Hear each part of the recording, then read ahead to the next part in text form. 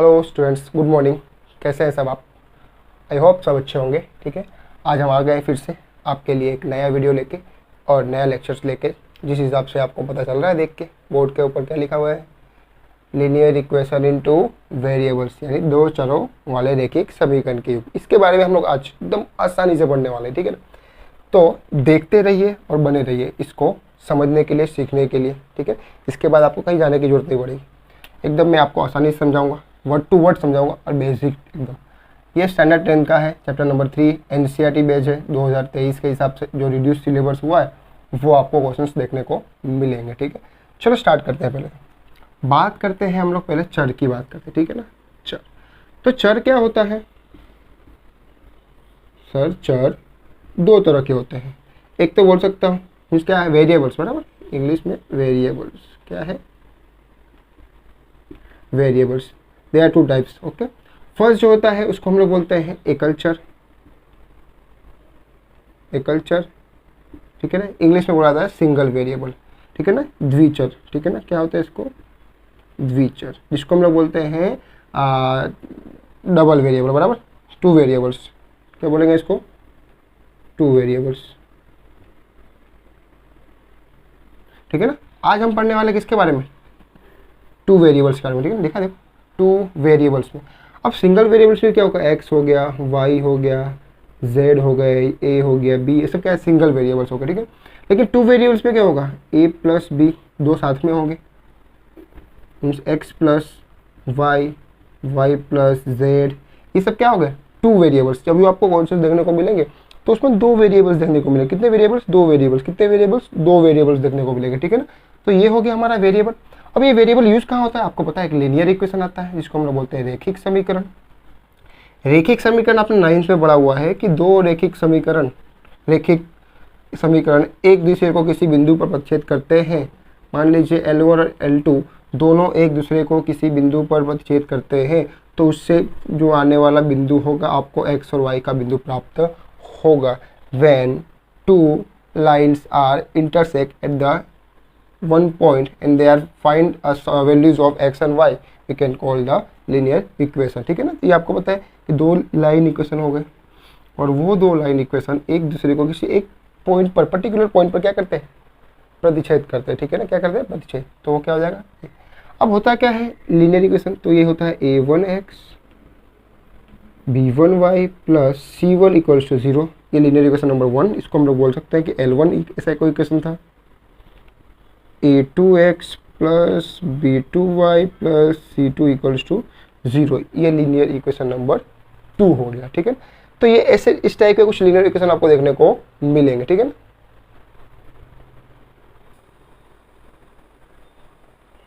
आगे देखते हैं। चलो अब बात करते हैं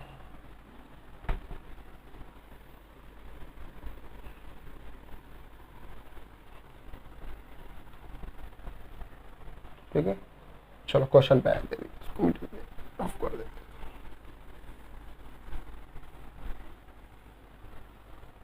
हैं।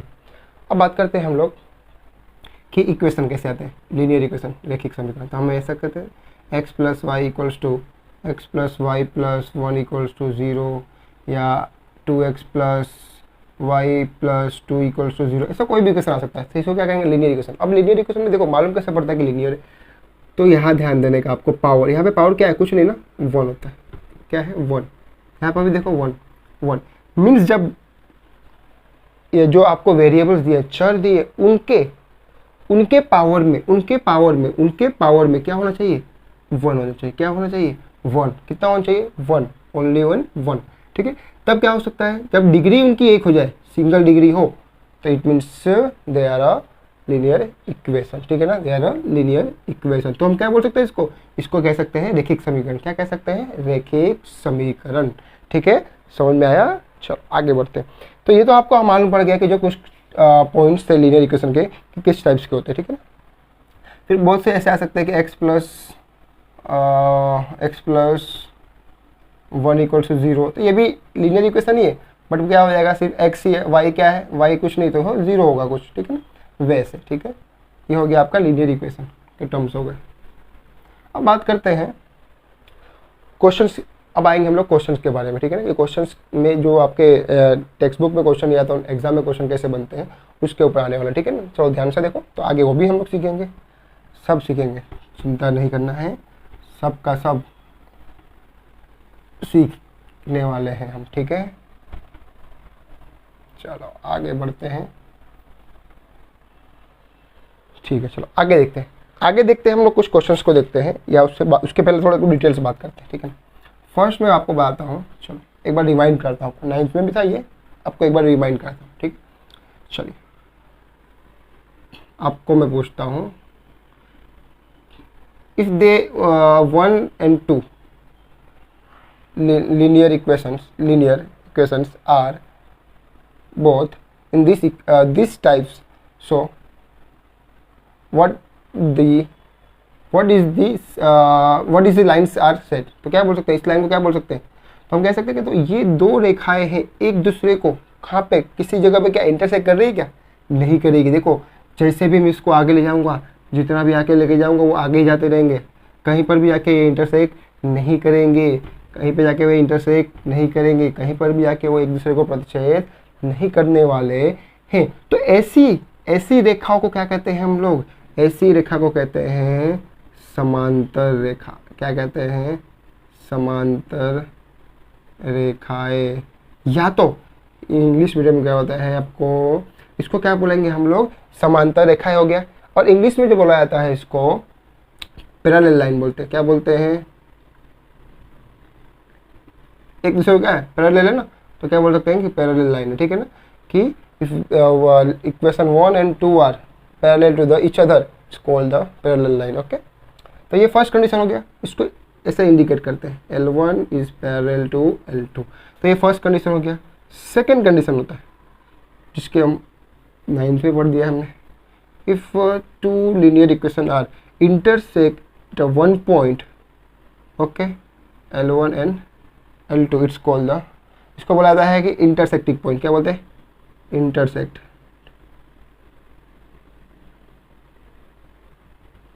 ठीक है। या तो बोल सकते हैं प्रतिच्छेद बिंदु, प्रतिच्छेदित रेखाएं। कौन सी रेखाएं, प्रतिच्छेदित रेखा। देखो प्रतिच्छेद का मतलब ही क्या होता है कि एक दूसरे को वो कहीं ना कहीं पे क्या करेंगे, काटेंगे। काटने का मतलब हो गया प्रतिच्छेद, और ये वो यहाँ पे काट रहे हैं, कहीं पे इंटरसेक्ट कर रहे हैं ना, तो इस पॉइंट पे इंटरसेक्ट कर रहे हैं, तो ये कौन सी रेखाएं होगी, it is called the intersecting line. कौन सी लाइन है, इंटरसेक्टिंग लाइन, ओके। थर्ड आता है हमारा, थर्ड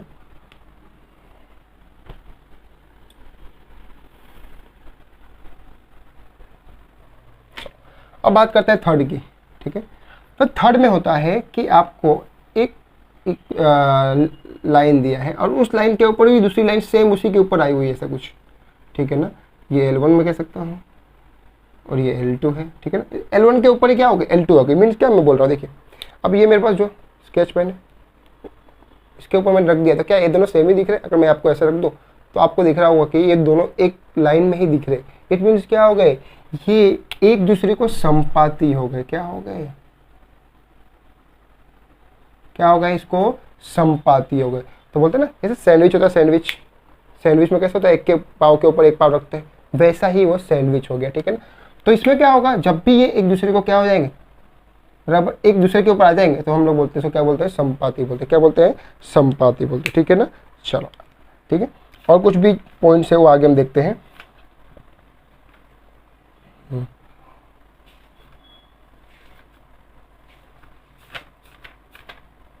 चलो अब जो आएगा कुछ थोड़ा इंपॉर्टेंट पॉइंट्स है वो हम देखेंगे।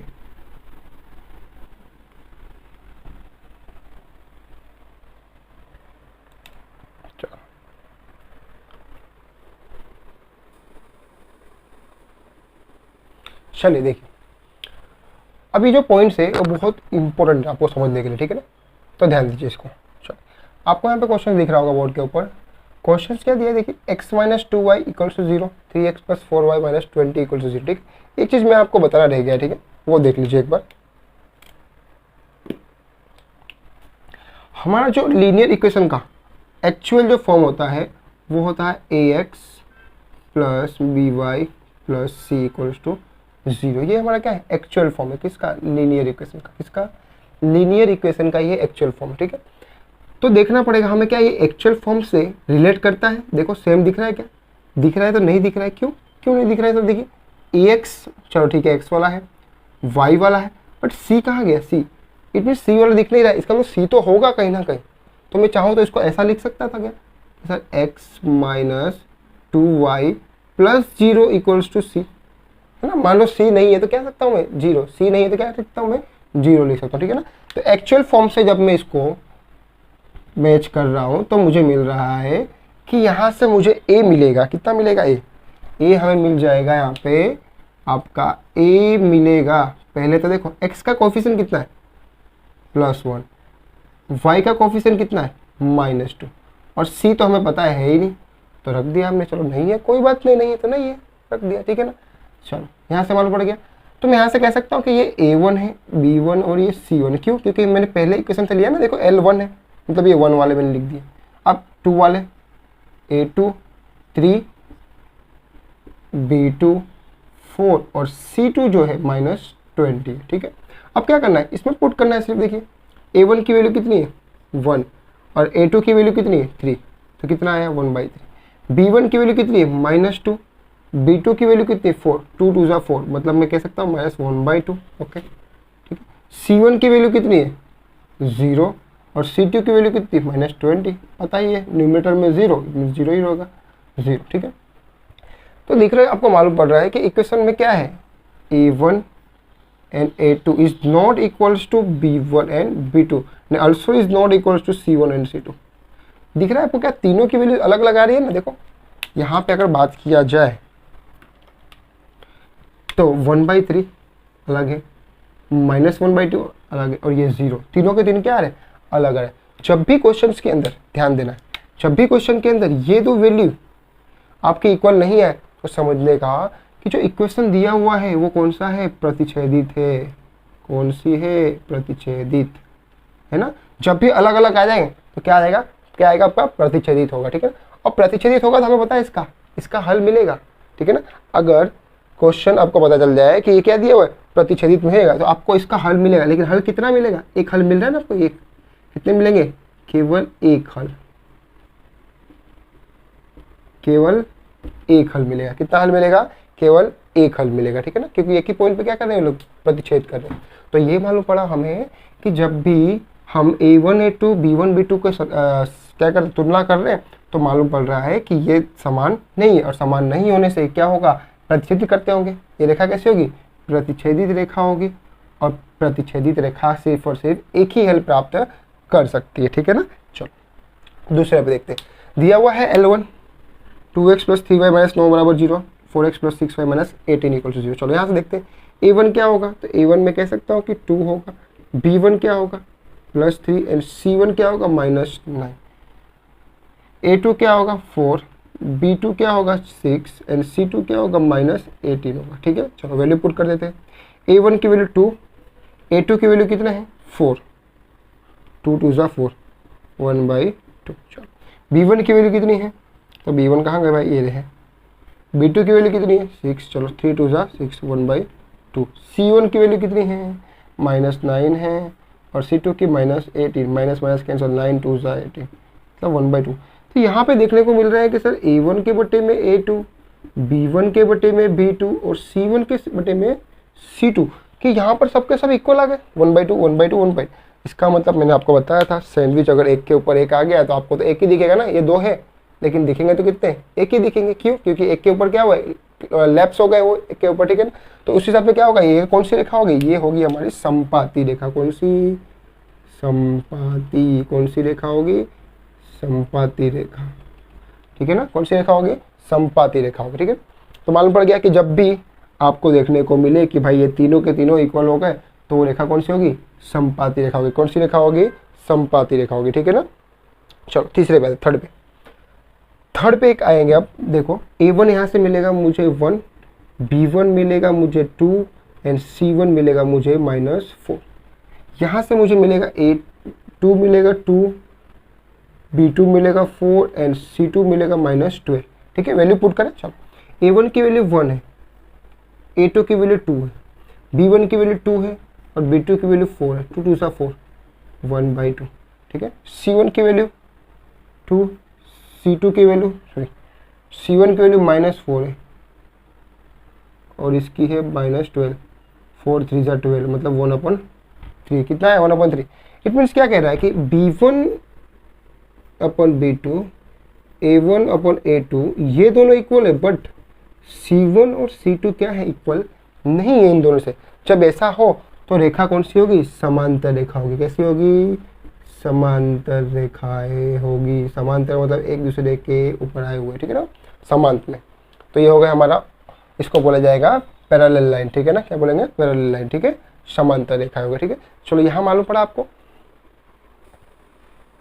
ठीक है, यहाँ तक मालूम पड़ा आपको, ध्यान दीजिए, ठीक है ना। थोड़ा कुछ और पॉइंट्स है इंट्रोडक्शन के अंदर, आपको मैं और दिखा दूंगा, उसके बाद क्वेश्चन चालू करेंगे हम।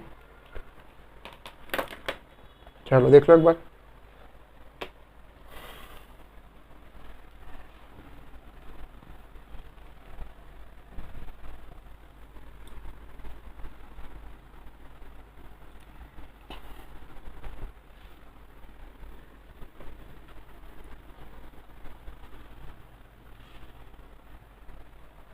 चलो 2-3 पॉइंट्स और भी हैं, वो आपको मैं दिखा देता हूँ, उसके बाद क्वेश्चंस पे आएंगे हम लोग, ठीक है।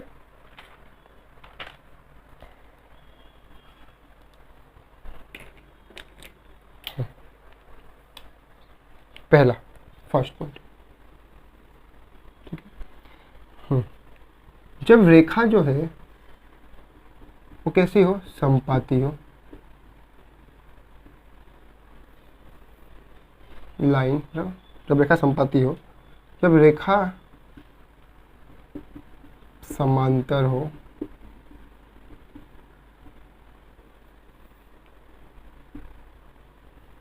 जब रेखा क्या हो, प्रतिच्छेदित हो,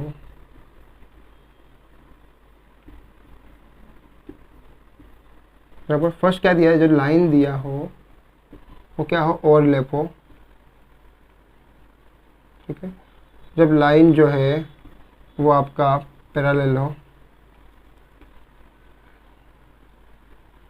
ठीक है ना। जब लाइन जो है आपका इंटरसेक्टिंग हो, ठीक है ना। तो अब ध्यान देना, ठीक है। जब फर्स्ट बोला गया है,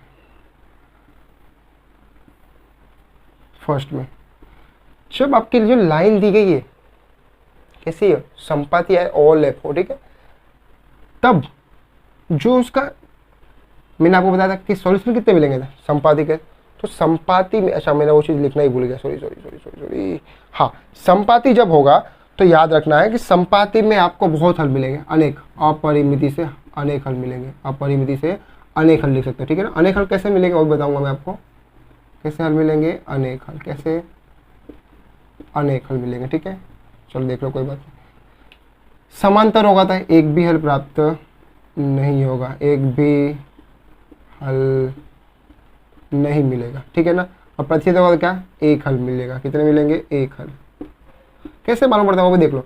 संपाती तो सीधी सी बात है, एक ही रेखा है, तो एक ही रेखा है। आपने पढ़ा होगा कि x + y = 1 = 0 है, तो अगर मैं x की वैल्यू 0 रखूँगा तो y कितना मिलेगा, -1।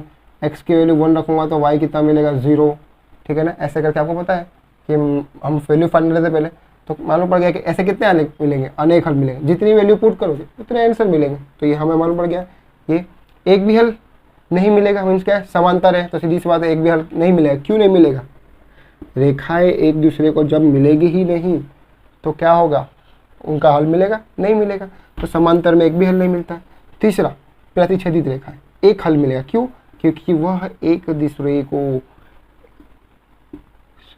इंटरसेक्टिंग वन ईच पॉइंट, बराबर, एक पॉइंट पर क्या करेंगे, उसको इंटरसेक्ट करते हैं, इसीलिए उसके कितने मिलेंगे, एक हल। कितने मिलेंगे, only and one solution, only on one solution मिलेगा, ठीक है। अच्छा, अब देखो एक चीज रहेगा, ये संगत और असंगत क्या होता है, पहले तो संगत और असंगत, ठीक है। संगत और असंगत की बात की गई, ठीक। अब संगत और असंगत क्या होता है वो ध्यान दीजिए, ठीक है। चलो ठीक है, संगत और असंगत का मतलब क्या हो गया कि जिसमें आपको हल मिल रहा है वो हो जाएंगे संगत। क्या हो जाएंगे? संगत। और जिसमें नहीं मिल रहा है वो क्या हो जाएगा? असंगत। बस इतना ही ध्यान रखना है कि जिसका हल मिलता है वो होता है संगत और जिसका हल नहीं मिलता है वो क्या होता है? असंगत। ठीक है, तो कितना सिंपल था कि जितना हमें खाली क्या याद रखना है कि संगत, देखो मालूम पड़ भी रहा है कि लाइन जो है एक सिंगल लाइन, जो उसमें से क्या है बहुत सारे हल मिल सकते हैं, बहुत सारे सॉल्यूशन मिल सकते हैं, बराबर। और many solution they have many solutions, बहुत सारे सॉल्यूशन। समांतर होगा तो एक भी हल नहीं मिलेगा। क्यों? क्योंकि कहीं मिलने वाले ही नहीं है, इसीलिए वो असंगत हो गया। रेखा है, प्रतिच्छेद करेगी, एक दूसरे को इंटरसेक्ट करेगी, तो कितने हल मिलेंगे? एक हल मिलेंगे। सीधी सी बात है, ठीक है ना। चलो यहाँ तक तो जो हमने दिखा है वो सारे क्या हो गए? हमारे इंट्रोडक्शन हो गया, ठीक है ना। इसमें कुछ भी किसी को डाउट हो तो आप कमेंट कर सकते हो, लिख सकते हो, पूछ सकते हो, बिंदास पूछ सकते हो, ठीक है ना। हाँ, चलो अब हम क्वेश्चन चालू करेंगे।